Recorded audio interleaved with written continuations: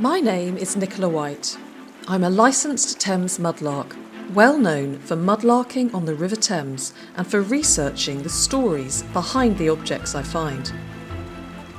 What happened when I handed over 10 of my mudlarking finds from Greenwich and Deptford in southeast London to 10 heritage trainees to research? What untold histories and intriguing facts did they uncover during the 7-week Lost and Found project? Come with me during this exclusive 10-part Lost and Found series to meet the trainees and to hear what their research has revealed. The Lost and Found project is produced by the Thames Festival Trust and made possible by a grant from the National Lottery Heritage Fund.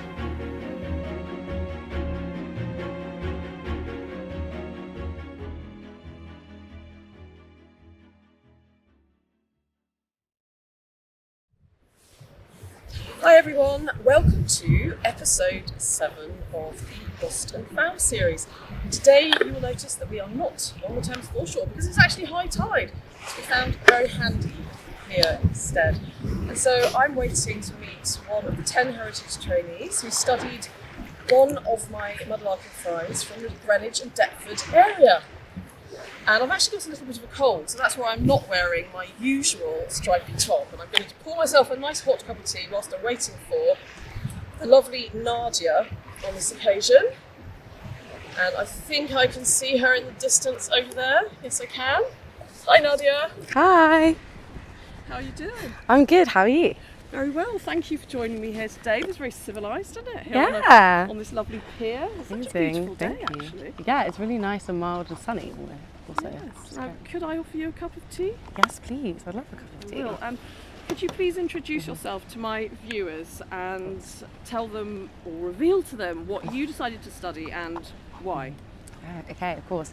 My name is Nardia. I'm one of the 10 heritage trainees at Thames Festival Trust, and I had the pleasure of researching Nicola's find of a shard of a cup which has a tableau of a scene from Uncle Tom's Cabin, which is a book written by Harriet Beecher Stower in 1852.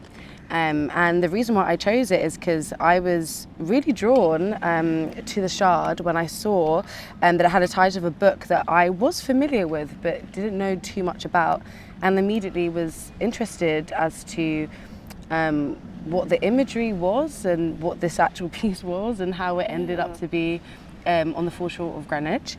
And I also didn't have any sort of image kind of recognition of the book being an illustrated book or anything like that, so I was really intrigued as by the people on there and the story of that. And I actually couldn't identify what the shard was at first. I thought it was a bowl or a plate, and then kind of figured out there might be a shard by kind of the shape of it.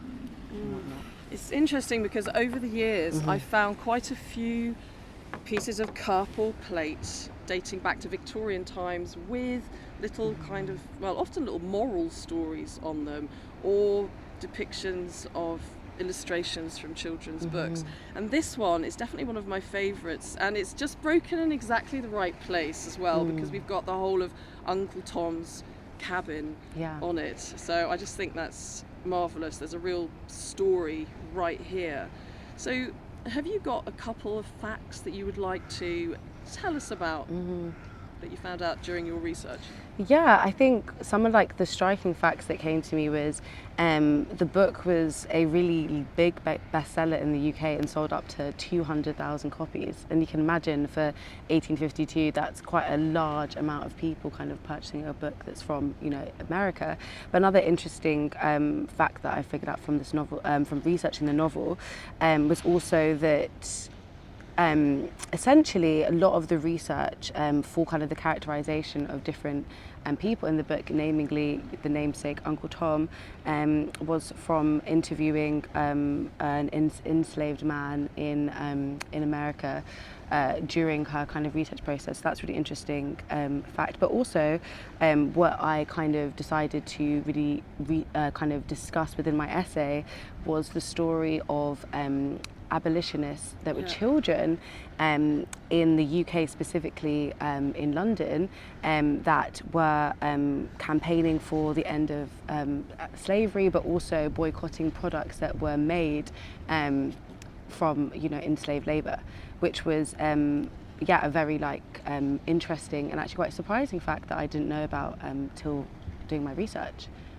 I've been reading your essay and I love it. And actually, talking of what you said there about children being part of the abolitionist movement, let me just find your essay here. I was so interested to see that.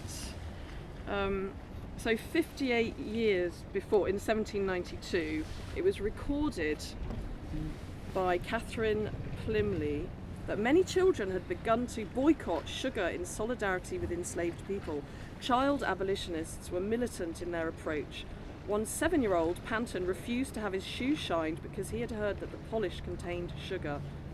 And these young activists were labelled anti-saccarists. So it's actually reassuring to see so many children that were inspired to be in the abolitionist movement. Yeah, so much so that there was a name, given to them as a description of this kind of group of young people and children that were, very strong-willed in their approach of boycotting, all different products that came, directly from the colonies and through enslaved labour. I think what's really interesting as well is within that kind of that story of seeing, these children that were abolitionists also took me down a path of researching this greater local movement of people that were also campaigning in South East London, for example, in Lee, where petitions were taken to Parliament. This is all dating before the Anti-Slavery Act that was in Britain, but also these are stories that are good. Probably quite a large amount of time before even the publishing of a story like Uncle Tom's Cabin. So it's interesting to know the different kind of attitudes and things that were going on in Britain at the time when this book had obviously landed on people's bookshelves. Yeah, and it became so popular, didn't it? Yeah. And I hadn't realised that Uncle Tom's Cabin was firstly written for adults, was it? And then there was a version for children. It was quite interesting kind of actually trying to uncover that kind of story because, of course, I think there's a lot of association within the kind of the literary history of the book in the UK as having these these illustrations and also more of a children's version which would have omitted certain more kind of unchild friendly depictions in the book, but also what's interesting as well is the legacy of the book in association with kind of these merchandises that would have also been for children as well. So it kind of goes hand in hand, I think, in terms of that history.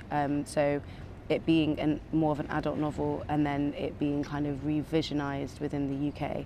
And potentially this could also be because of publishing laws as well, as it was, a copyright infringement or things like that as well, which is interesting. Yeah, it's interesting. And you've explained here that the reason why, is it Harriet Beecher, is it Stowe? Or I think it's Stowe, yeah. She was the reason why she wrote it, she was a devout Christian and self-proclaimed abolitionist who was disturbed by the growing enslavement and trafficking of, in her words, an oppressed race. Yeah. And according to Stowe, Christians who were not part of the abolitionist movement must have been ignorant of the true hell that slavery had been known. They too would be plagued by this moral failure. With this sitting heavy on her mind, she took it upon herself to inform white America of the disgusting treatment the enslaved population faced. And it obviously had a huge effect, didn't it?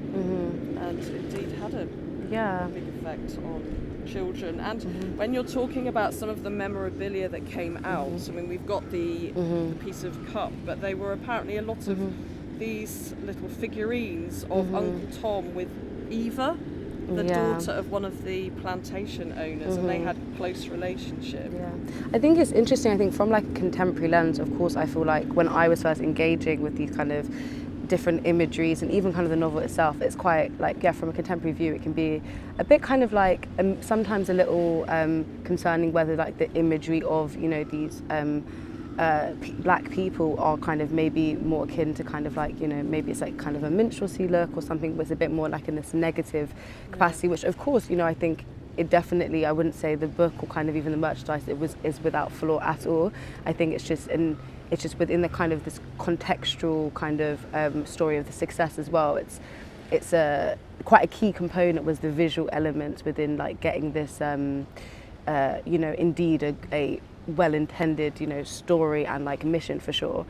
So it's an interesting collection of, you know, imagery that is really associated with, you know, with the story. And I think also even within like the popularity going on outside of even like just the visual culture for the book in the UK as well. It's I was in my research was seeing that a lot of places like cabins or lodges well up into like, you know, the 1950s had the names of Uncle Tom's Cabin or this kind of use within this colloquialism. So it definitely has like a strong, you know, influence, or was a popular story even within its kind of message, but also outside of the kind of cultural aspect, I think, as well in Britain, which is something that I hadn't known until, you know, researching through this. Yeah. And so has the Shard inspired you? Yeah, I think especially in terms of the fact that it was, you know, mudlarked by yourself, and it was something that was found in, you know, the Thames for sure. I think that's within itself is super inspiring, and kind of that story of object to you're using an object to kind of trace back history and finding a story there. And I was very inspired with the way that I was able to kind of, you know, identify you know, the objectivity of, you know, the materiality rather of the shard, you know, it being Staffordshire pottery and it being potentially, you know, like the type of glazing and like that, and then follow the story and then maybe then the social history. That's super, I think, super inspiring for me, and a different approach to research, and also a really kind of different, I would say, historical rabbit hole of like novels and literature that I wouldn't have expected that are very popular in the UK. This kind of like cross, you know, American and Britain literary history, which I have definitely been inspired to look into more. Excellent. And you've discover. Read the book now, haven't you? Yes, Well, which I hadn't done before. I must admit, I haven't read the book. Have you read Uncle Tom's Cabin? I think I'm actually feeling really inspired to go and read it. I've so enjoyed your essay. And you can read Nardia's essay in the Lost and Found book, which you can actually download for free on the Thames Festival Trust's website. Nardia's essay is entitled The Great Transatlantic Novel, British Children's Role in the Anti-Slavery Movement. And if I can just look at the last paragraph here, and you've said, regardless of whether the anti-slavery message came from illustrations of Uncle Tom's Cabin on a plate or cup from an adult, it is clear that children up and down the country were not only aware of the abolitionist movement, but were active participants in it. They were indeed on the right side of history. Brilliant essay. Thank you so much. And so before we go, how have you found being in the Lost and Found project? I've had the most fantastic time. I think the Lost and Found project was such a breath of fresh air in terms of, you know, meeting such a wonderful group of people, discovering so much different historical information about, you know, South East London, Deptford, our objects, and also the fantastic opportunities of having such great workshops with, you know, such amazing institutions, and also working with, you know, people like yourself and Tom. And it's been a blast. I really enjoyed it. Excellent. Well, thank you so much for meeting me down here today. Thank you for having me. And I look forward to seeing what you go on to do next. I'm sure you've got a very bright future. Thank you. Thank you very much, and thanks for watching, everyone. I look forward to seeing you on the next episode of the Lost and Found series.